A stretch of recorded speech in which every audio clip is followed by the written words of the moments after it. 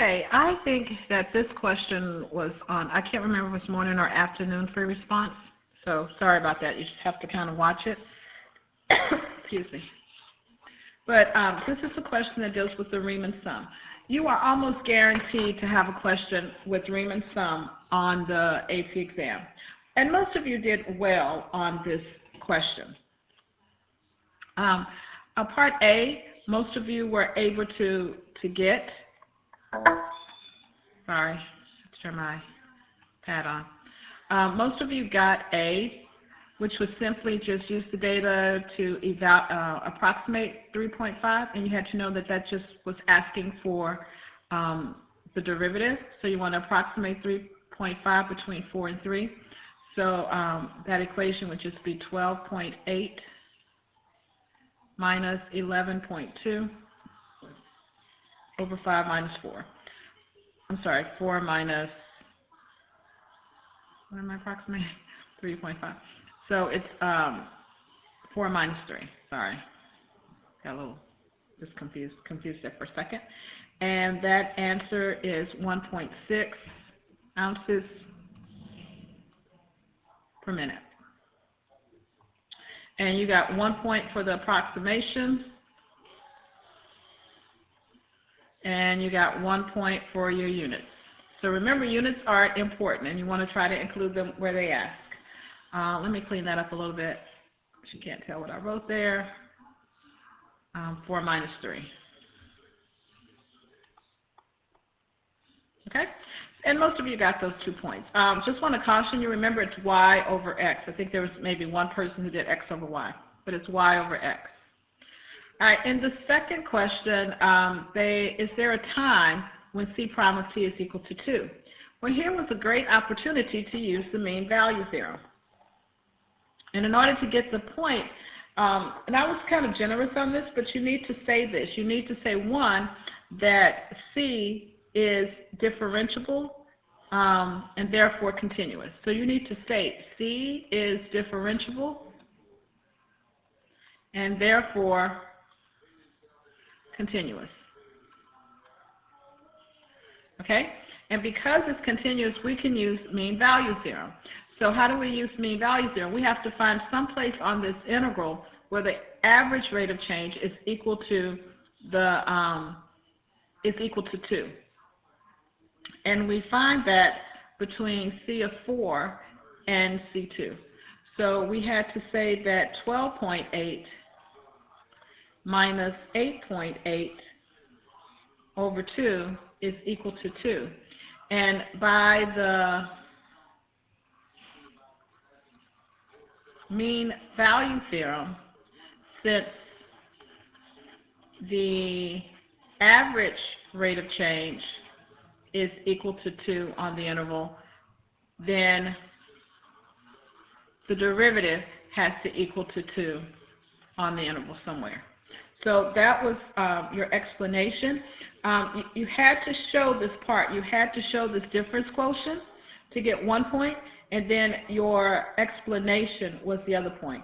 I did not take off points if you didn't say because it was differentiable and continuous. I should have. AP exam will. So that's how you got your 2 points for that. Okay? Use a midpoint. Again, most of you guys did really well on this question. Where most of you made your mistake was just forgetting to divide by 6 when using that when you found that midpoint sum.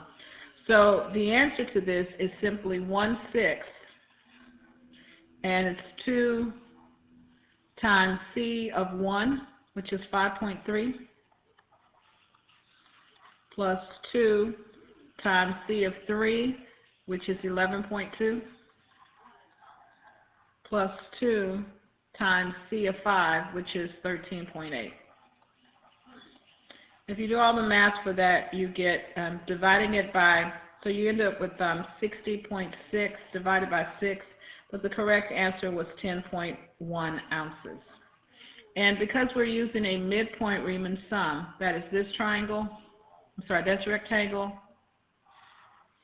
that rectangle, and that rectangle. Maybe I should put that in different colors. So this is your second rectangle and your third rectangle.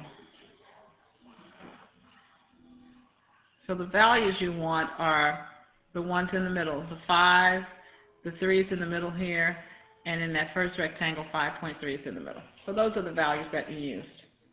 The explanation, you want to be very specific on your explanation. So you want to say that 1 over 6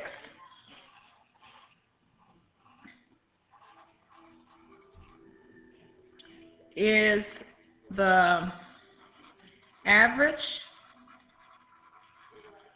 amount of coffee in the cup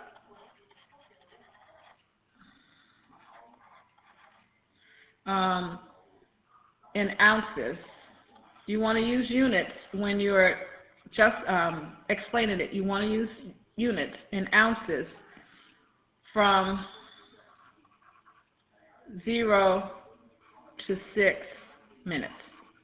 Okay? So here's some things that you want to make sure you say in your answer. You want to make sure you say average amount.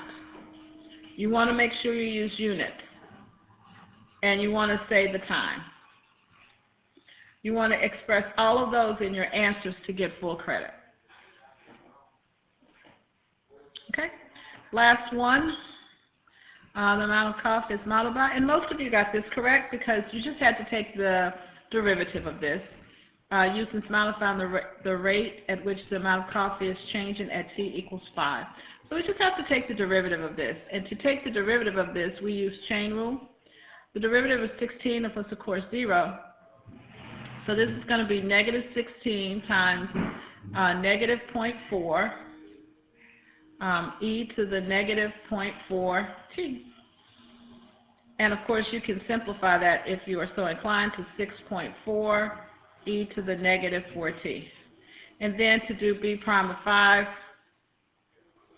it's just a matter of evaluating this, and this answer is completely correct. Without actually doing the math, you can just leave it like that. But those are the answers. If you got this first part incorrect but evaluated using the equation that you got, I gave you the point. This was worth 2 points. Okay? I don't think I broke down. You got a point for the derivative and a point for the answer. I don't think I broke this one down. This was worth 3 points. You got 1 point for the sum. You got 1 point for the approximation, meaning you got a point. If you got 60.6, you got a point, but if you got 10.1, you got a point. And then you got 1 point for the interpretation. Okay? And that was the free response question, and I think that was the morning question. Okay, so stay tuned for the other questions.